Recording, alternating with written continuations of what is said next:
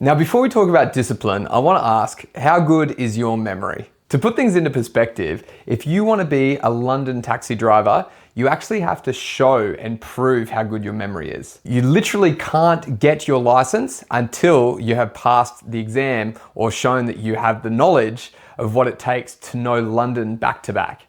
So what that entails is about 25,000 different streets and landmarks and everything around the city. And until you can prove that you know exactly where those 25,000 things are, you won't be able to get your license. Pretty incredible, right?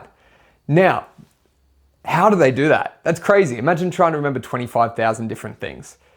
What they did in this study is actually cut these taxi drivers' heads open, obviously after they'd died, not while they were alive. And from here, they found one thing in common. Every single one of these taxi drivers had an enlarged hippocampus. This is the part of the brain that's responsible for memory.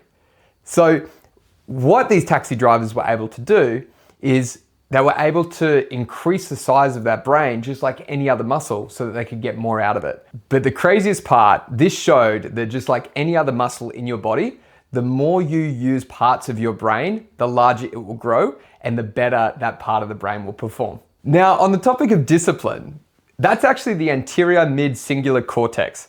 Bit of a mouthful, but that is a part of the brain that helps us do the things that we don't want to do. The point is, the more you do those uncomfortable things and the more you force yourself to be disciplined, the stronger that muscle gets, allowing you to become more disciplined. Just like if you wanted to get bigger legs, you would go to the gym and you do squats and you do deadlifts and you do the things that are going to help with your quads.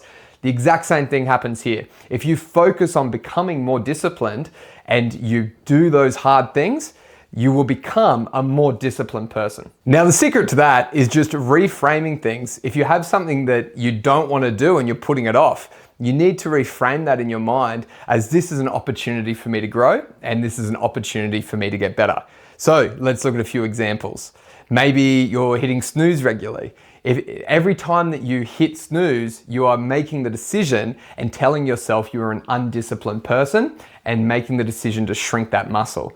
But every time that you get up, as soon as that alarm goes off, you are again strengthening that muscle. Every time that you see some dirty dishes and you walk over and decide to pick them up and clean them straight away, instead of just putting them in the sink for someone else to worry about, you are making the decision to be a disciplined person and again, strengthening that muscle. Going to the gym when you don't feel like it, having those hard conversations with people when you don't feel like it. What you'll find is the more that you expose yourself to this and the more that you make that decision of I want to grow my discipline muscle, the more growth you will find and the more disciplined you will become.